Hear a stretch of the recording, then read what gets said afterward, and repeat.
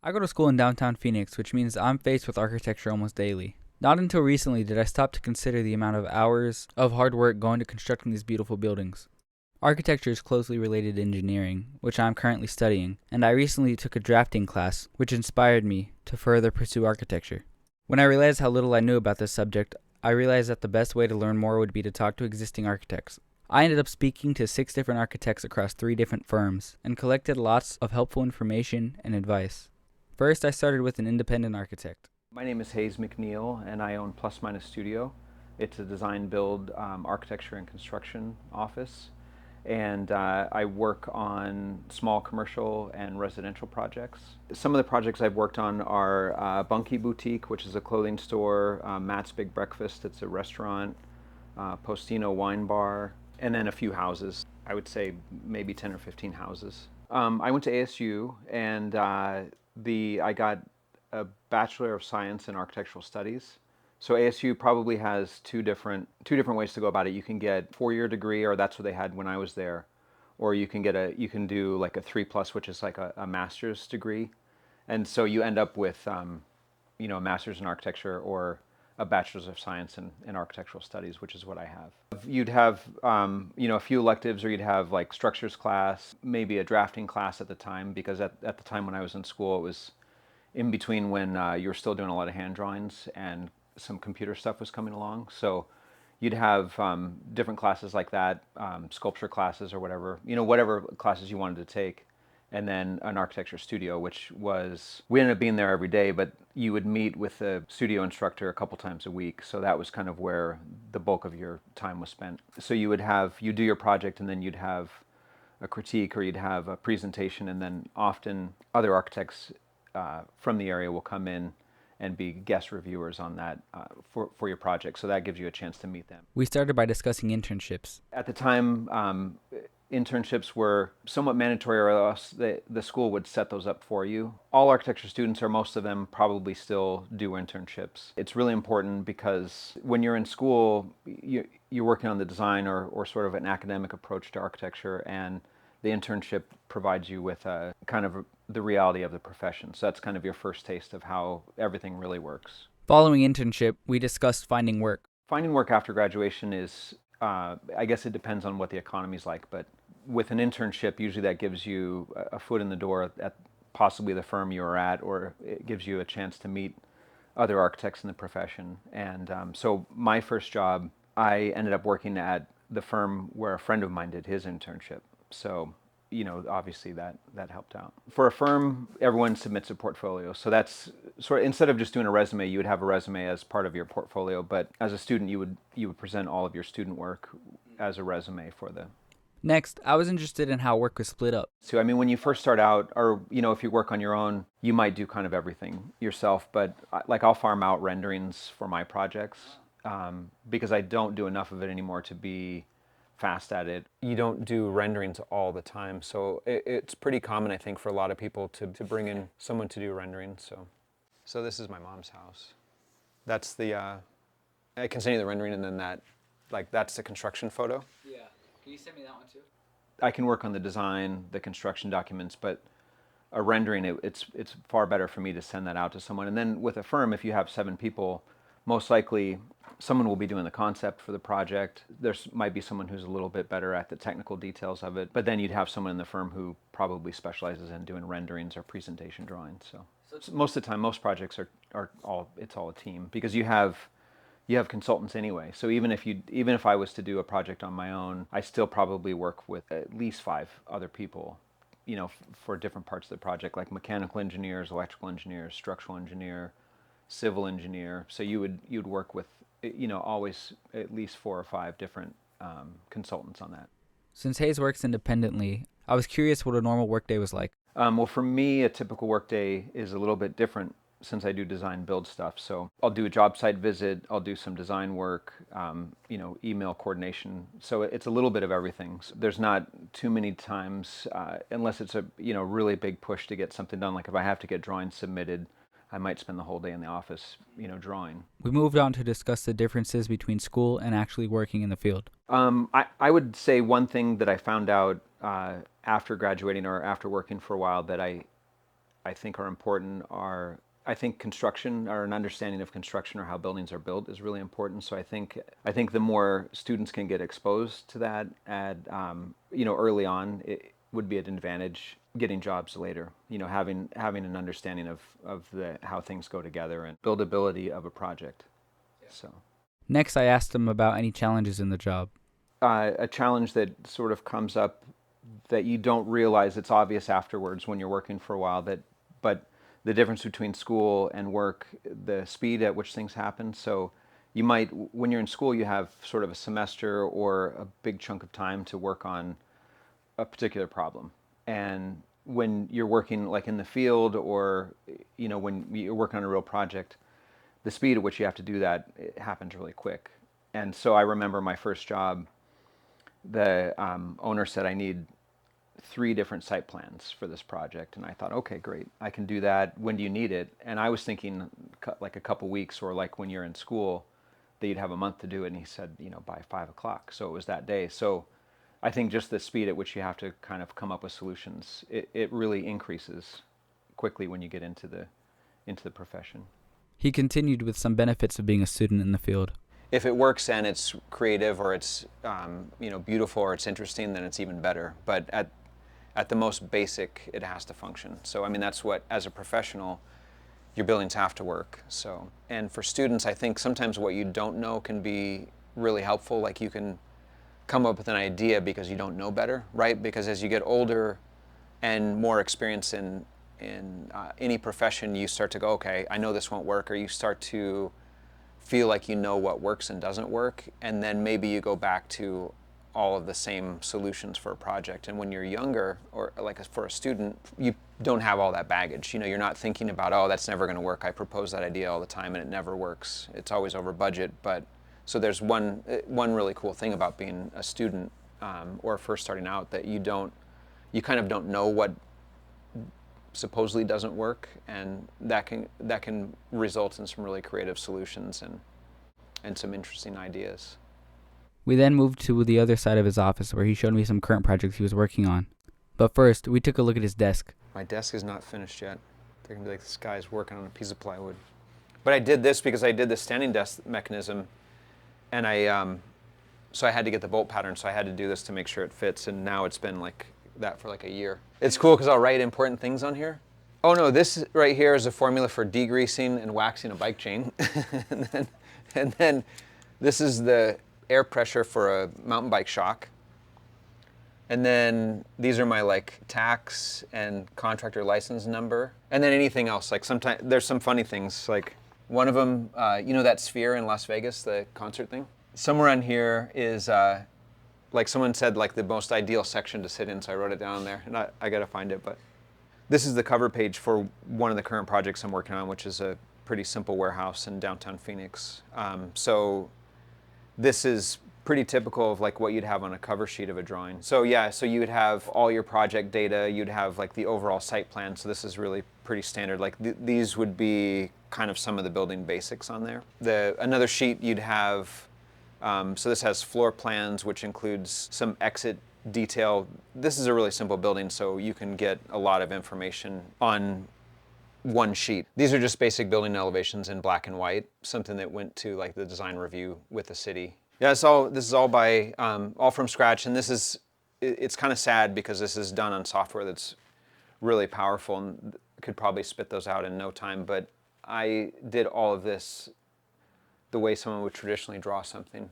So these elevations are not linked to a computer model. It's just flat. It's a computer version of what you used to do, a hand-drawn elevation. So this is like a house that I'm remodeling. So that's the floor plan, and then I add notes on it. You have a layering system. You'll have like a site plan, floor plan, what they call a reflected ceiling plan, which is like a lighting layout. And so there's a little bit of that on this drawing here, where you have a dining room and a kitchen, and then you lay out the lights on the floor plan looking down, so it's kind of like superimposed on there. On my drawings, I have these people I show sitting around a table. So when I lay out a light, I'm like, okay, how big's the table? where do I want the table in relation to how many people are going to be sitting around it. So those are, those are probably all pretty common things. I'll have people walking through the house. So I can do a messy drawing like this because I'm building the projects. So I have the floor plan here. We know the deck's going to be above here, so I know just enough about the structure to kind of know the basic idea of how I want to lay that out, like steel columns, wood beams, and then other wood members going the other way. So I'll do this layout to price things, and then I'll send it to a structural engineer, and they'll give me footing sizes, beam sizes, and fastener types. So it gets a little bit. So I always send little pieces of this drawing, but this is kind of just an overall. I don't know that there's any advice you could give a student, that's going to be like the cheat code for the profession.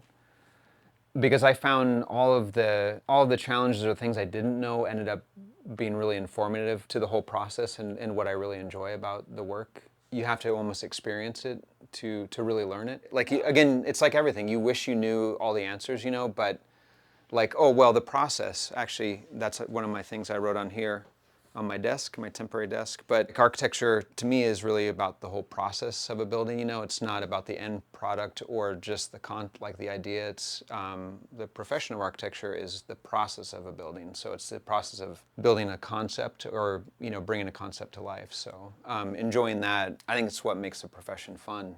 Enjoying the whole process. After wrapping up at Plus Minus Studios, I moved on to a slightly larger firm called Holly Street Studio located on 15th Street in Van Buren to speak to architects who work as more of a team than individuals. All right, my name is Haley Allen.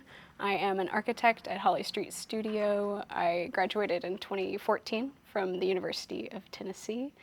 I've worked in New Orleans and also here in Phoenix. I moved here in 2021, so it'll be in about 2 weeks, it'll be my 3-year anniversary here. My name is Sergio Carrasco. I am originally from Mexico, but I studied at ASU. Graduated in 2006. Worked for a couple of years, then went back for my master's, graduated in 2012.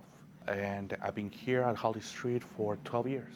So my name is Annette Park. I work at Holly Street Studio here as an associate, and I went to the Rhode Island School of Design. My name is Juan Carlos Gutierrez. I went to the University of Arizona in Tucson, and my position here is as an associate. I'm an architect. I got licensed over a year ago now, which seems way too fast. I started by asking if internships were important. Yeah, definitely. I think it's so important to kind of get that outside school experience because what you learn in the classroom or in studio is so different from what you learn in the office. So interning and sort of getting that varied experience levels is very important. And this is not just architecture, but in the whole professional world, relationships are everything, right? Doesn't matter if you're looking for a job, if you're not looking for a job, just meeting people and connecting and sort of like being curious about what people do and just being who you are is gonna eventually pay off, right? Because if you're being true and someone doesn't like you, that's also a benefit because you don't want to be working with someone that doesn't like you.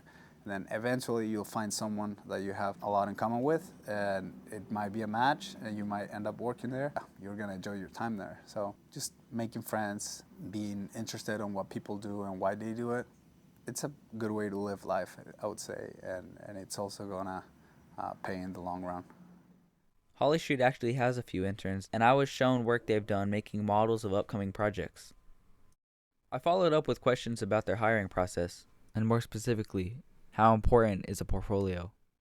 And for engineering and contracting, not so much. You wouldn't need a portfolio, but for architecture, because it's so visual and you want to see the projects that you worked on in school, and that's really what people look at more than a resume, actually, is like how you talk about your projects, how you think, how you present yourself. I think for current candidates, what we look for is you need to showcase your thinking. It's not just about skills, it's about your ideas. And the way you do that is through a portfolio where you're really able to express how you see the world, how you see the role of the architect. It's not just about creating beautiful spaces, but you also have to showcase that architecture, it is a service industry.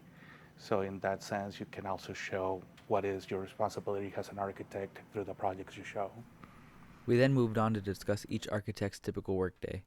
A typical workday for me starts with coming to the office and sitting on my desk, and I think the first thing I do is like check my emails and then sort of track what are the high priority items that I'm going to be doing for that day, and taking it from there. Well, I come in and usually my desk buddy Nikki and I chit chat about whatever movies we've been watching.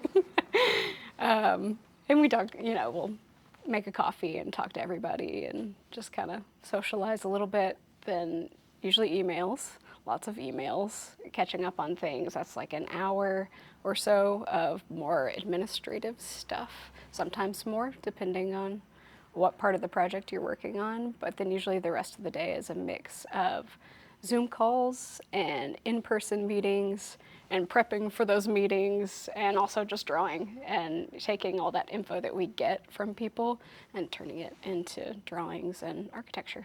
I drink my coffee, which is extremely important. I check my email every few days. We gather as a group. We do a staff meeting. We share what we're doing, and depending on the intensity of the season, you either jump right into production mode and then just knock out stuff, or there are some other quieter seasons, I would say, you might just jump into something more creative. It's a lot about the stage of the project that you're in, right? Some stages of the project are a lot more slow-paced, where you get to explore different avenues, read about different products and whatnot. Some other days or some other seasons are a lot more intense, where you are in meeting after meeting after meeting, and there you're just trying to keep up. Architecture, I would say, is very cyclical in the sense that the intensity goes up, and when it goes up, I mean it goes up, like it's very intense. And then as soon as you deliver your deadline, boom, it's quiet, right? And at least in your head for a little bit, unless you got a lot of projects going on and whatnot. But yeah, that's been my experience so far. Next, I asked for some skills that would be useful as an architect. Time management is probably one of the biggest ones. Currently in the office, we have around 22 projects. We're each responsible for a certain number of them. Right now on my plate, I have 6. So I have to make sure they're on schedule, having meetings constantly with consultants, with clients. It's about managing how you're going to push the project forward from conceptual all the way to construction, and how you can mitigate all those projects in different phases and make them work with one another. That's probably one of the biggest challenges. One of the most important things, it's a little abstract, but being able to see things and really pay attention to what you're seeing. Like, sure, I'm looking at a building, but looking at how the ceiling and the wall comes together, or look at the structure and really analyze it, look at how the air circulates, what does the light look like? Are there shades? Really just paying attention to every little detail you see, how the site works with the building, so on and so forth. I think that's probably one of the most important skills as an architect, is really having visual literacy.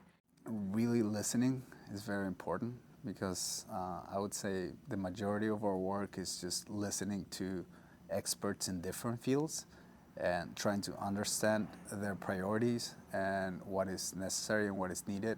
And then your job as an architect is to gather all this information, understand it, and put it together in the best possible way that's going to meet most, if not all, of their requirements, right? I always think about architecture as like an orchestra, where you're not necessarily playing all the instruments, but you're in charge of coordinating those instruments together. That's a lot of what we do, right? Mechanical engineers to your structural engineers to your electrical engineers, and every single one of them is going to have a different set of priorities and things they need for their discipline to succeed in the project. And our job is to know enough to push on something, pull on some other thing, and make everything work to get the best possible outcome. I think communication is a really big one. I don't think that's specific to the field of architecture, but I do think because architecture is a very team-based collaborative process, and it does require a really good level of communication for you to not only be able to express your idea verbally and physically and all of that, and creatively, but just being able to talk to someone, express your ideas, and then have that other person talk back to you so that you're both on the same page, I think is a really huge skill. Next, I decided to learn more about Holly Street and find out some of the bigger projects that are in progress. Right now, the biggest one is the Glendale City Hall, which if you're ever up on Grand Avenue and Glendale, that's where that is. It's currently a skeleton. It's gone through demolition and they've kind of gutted the whole building, taken it back to just its steel structure. And we're gonna pretty much rebuild the whole thing back, including the park and the library in the park, the council chambers, little amphitheater down there. So that's the biggest thing I'm working on. Before that, the biggest project was ASU's film school. That was 118,000 square feet, but most of our projects are in the smaller range. It can vary from tenant improvements, where you take an existing building and you remodel it, or smaller recreational facilities. One of the latest projects I worked on is City of Tempe Clark Park Rec Center. Around 12,000 square feet, so it varies a lot. I worked on for the ASU Mix Center, ASU's first digital arts and media school in downtown Mesa. So that was a really exciting project that I worked with because it allowed not only for us to have certain creative freedoms with the design that we're working on, but it was one of the first times that we collaborated with a design firm outside of Arizona. So we collaborated with a firm called Bolin Sawinski Jackson, and they're a nationally recognized design office. And then another project that I hold dear to my heart is for a nonprofit organization called 1 in 10, which is a youth center for LGBTQ+ youths. So I've been working on sort of renovating one of their spaces in downtown Phoenix for the past couple of years. And that's something that was super exciting for me personally, yeah. We then moved on to discuss more of the common problems that architects run into on projects. I think one of the biggest problems is meeting budgets, especially lately with inflation. Well, you also have to think that these projects are multi-year. So the budget that you start with in year one might not be enough by year 3 when you're completing the design. So it's about adjusting how the design is going to look to meet the original budget. That's probably one of the biggest challenges. I think this is probably true for just about every project we do, but that Tempe office renovation that I was talking about came in over budget. I think about 2 weeks ago we got the numbers back on that. They were kind of hoping that it would be about $2 million, came in 3.8, and so that's almost double what they were hoping for. Granted, their original idea of what it should cost was a little bit unrealistic, but they're not building buildings as often as we are, so we kind of have more up-to-date numbers, and we will often have people on our team who do pricing for us. Like just like we have an engineer on the team, we'll have a cost estimator on the team. And usually the contractors, if they're already on board, they'll help with that too. So we came in over budget on that project, but luckily Tempe's a great client and they understood, and we explained kind of step by step why it was higher than they expected, and everyone was very calm, which is not the case for every over budget conversation. We came in and we're just like, this is just what it is, like don't panic, it's fine, and that attitude really set the tone of the room. So I guess that's kind of how we resolved that challenge, is just don't panic. One particular challenge comes to mind. There was this one project, is for a swim school. It's not clear whose fault was it, but at the end of the day, the floor was draining the wrong way, right? So the water was going the other way, and to fix a tile floor, it's a pretty substantial move, right? You have to pretty much scrape all the tile up, float the concrete to the right way, and then re-pour it. So it was one of my first projects that I was fully in charge on. And it instantly feels like it's your fault, because you as an architect, you're in charge of reviewing all the consultant drawings or to make sure that everything's going the right way and whatnot. How I overcame it is just I got into a mindset of just fixing the problem no matter whose fault it was. Once I got into that mindset and then just communicated that to my team, I found that everyone in the team, if you have a good attitude, they're going to respond with a good attitude. So yeah, good lesson there. Well, there's two that I could think of directly. Earlier I was talking about communication being a really big skill that students could learn. I think, sometimes I've been in situations where like the communication wasn't as good with the people that I was working on. So communication, I think, is a big one. And then the other part to that would be like just understanding as you're designing cost implications of what you're doing. So, typically like, when you're beginning the profession, you're like this bright-eyed, like starry-eyed student or like, professional wanting to do like leaps and bounds of design, but then like trying to understand what's the best way to kind of reel the design in and make sure that it's within budget is sort of a challenge that I personally experienced, and I'm sure other people have experienced as well. At the end of the day, I asked each architect for some general advice that they'd like to give to students. I would say don't pretend like you know what anyone's talking about. Like if you don't understand it, be like, what is that? What does that word mean? What is FF&E?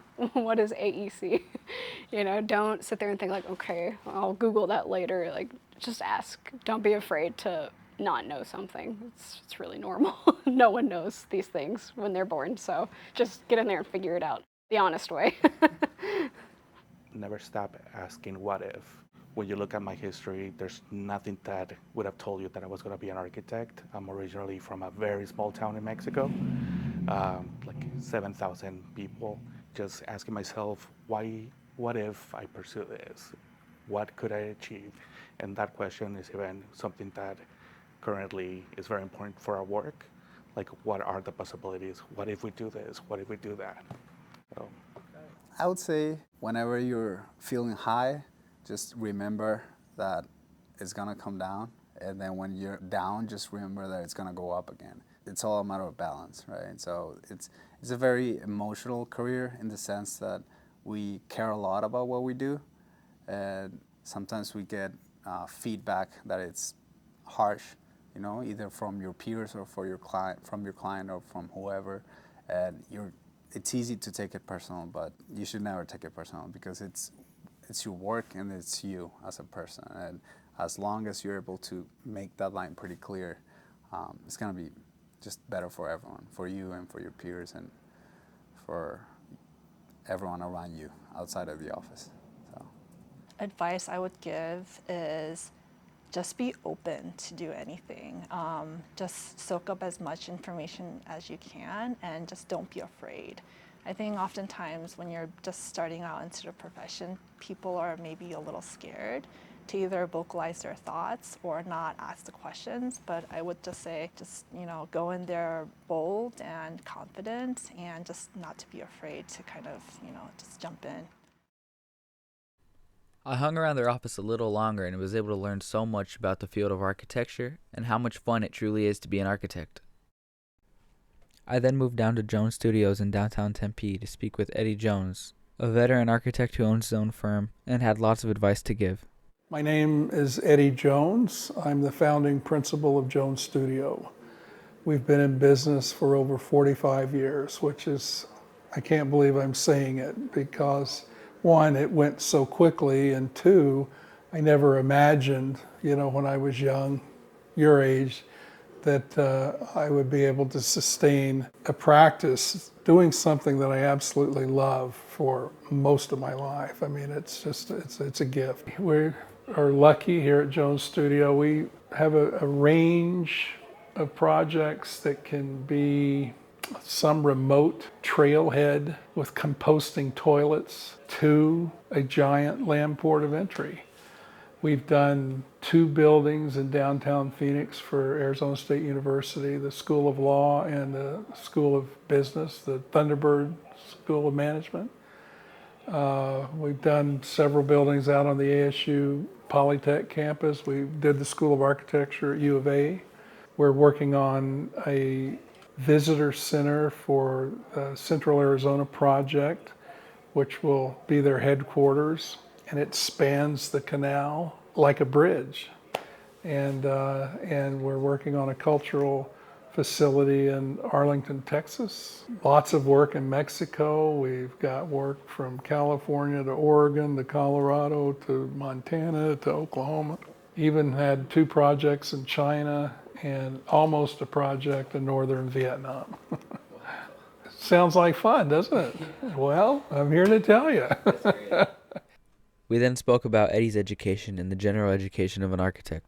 I graduated Oklahoma State University School of Architecture in Stillwater, Oklahoma in 1972, I think. I want to talk about the education of an architect. I think it is the finest education anyone can get, bar none. Specialists all over the world that know take engineers, for example. They know a lot about something. And architects know something about a lot.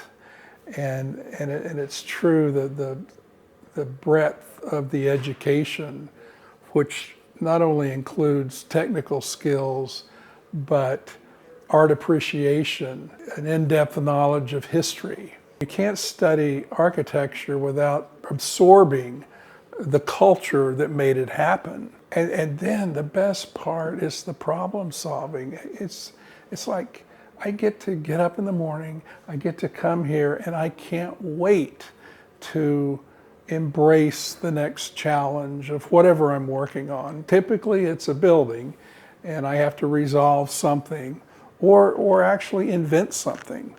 And it's always new, it's always different, it's always challenging, and it's always rewarding to go beyond the obvious, get past conventional responses and find the magical solution as opposed to the common solution.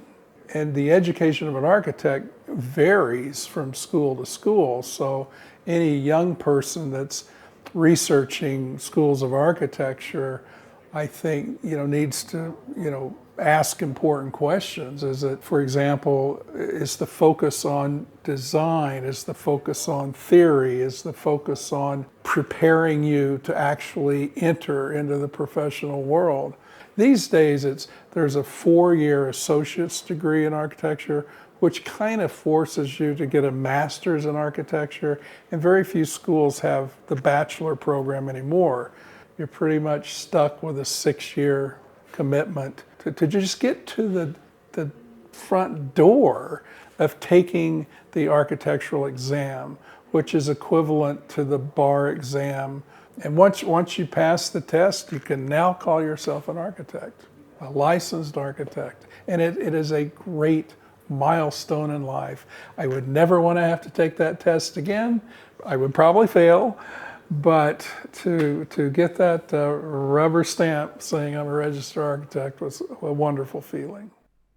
Next, I asked him about the benefits of internships. I was required to apprentice, in other words, work for a licensed architect for, I think, 3 years. We have at least 2 interns in the drafting room on the other side of this wall.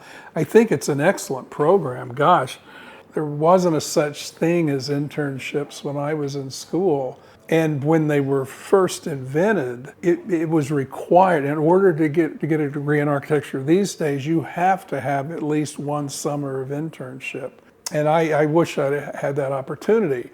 As wonderful as my university education was, it just keeps getting better and better. I graduated, I got a job, I started learning so much. I wasn't working on architecture, and then once I moved out here and I worked a few more years and received my architectural license, I was asked to design someone's house, which I did. And then they said, well, let's build it ourselves, which I did. And that was an incredible education. I spent 1.5 years pouring concrete, laying block, framing roofs, doing finish work. I sucked at all of it. Doesn't matter. Great education. Throughout our conversation, Eddie would exclusively use the word architecture or the word building when talking about 2 different things. So out of curiosity, I asked him what the difference was. A building shelters you. Architecture shelters your spirit. It's magical. It's uplifting. I have the good fortune of living in a house that I designed. Every day the house gives more back than it took. And that's part of why I have such a wonderful life. Look at that room in there. That's where I get to work 8 hours a day. I've got colored light coming in from strange places. I've got hummingbirds right outside the window. And if you were to, I don't know, go down the street and go in one of those buildings, as young as you are, you will sense the difference. I mean, most of us are surrounded by mediocrity. No matter what city you live in, you're surrounded by mediocrity. So when you go into a piece of architecture, you may not know why, but you will know that you are in some place special. That's actually a very good description of architecture. It's a building that you can feel. We moved on to discuss his daily workflow. Ever since I started using a laptop, man, I can't believe how many hours a day I spend responding to emails. But I guess if it wasn't that, I would be on the telephone like the old days. Because I'm the principal, I'm working on multiple projects. I travel a lot, and so most of my creative work is done on an airplane or in the back seat of a car. I was in Calexico, California yesterday. That's a 4-hour trip going, 4-hour trip coming back by car. I have my clipboard, I have my pencils, I have my paper, and I'm literally designing in the back seat. And I don't even know I'm in a car. I get in a trance. And if I'm on an airplane, I don't care how long the flight is. The longer, the better. Have you ever heard anybody say that? I mean, I want the flight to last a long time because it's so productive for me.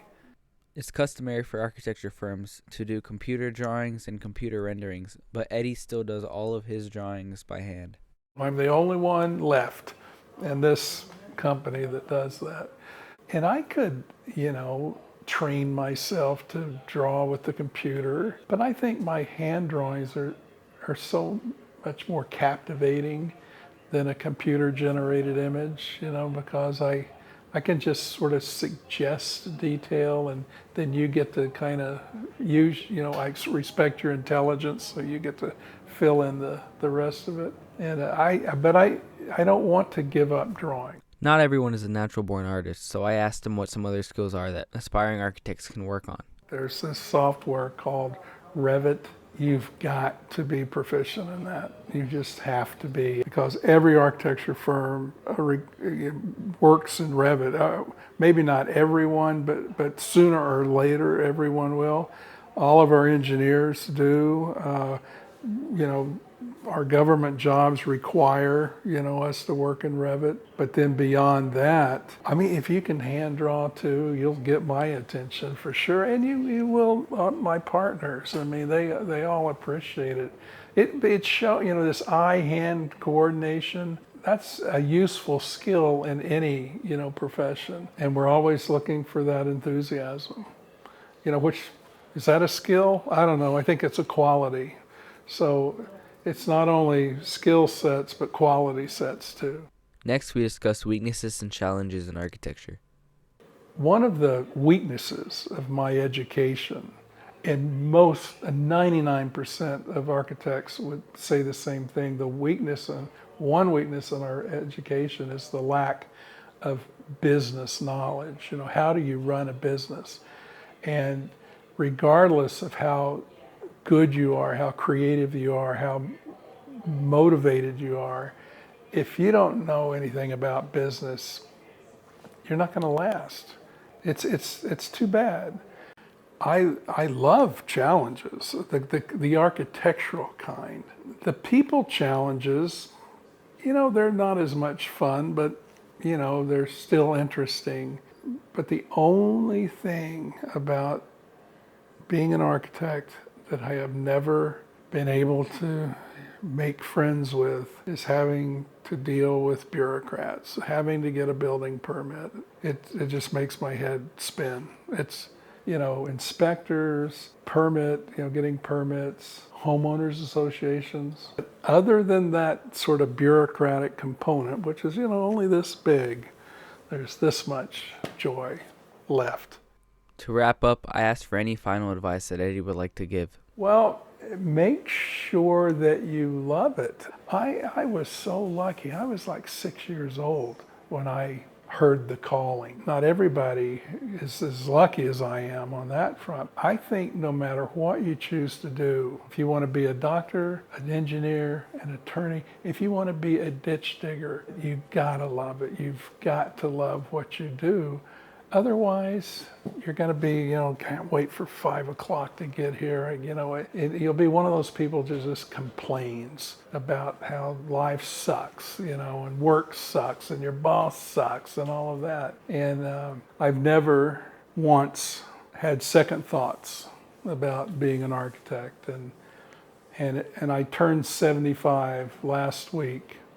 And I can honestly say it has been a hell of a ride. It's follow your heart. That's my advice to young people. Follow your heart and the money will come. If you follow the money, you're going to be unhappy.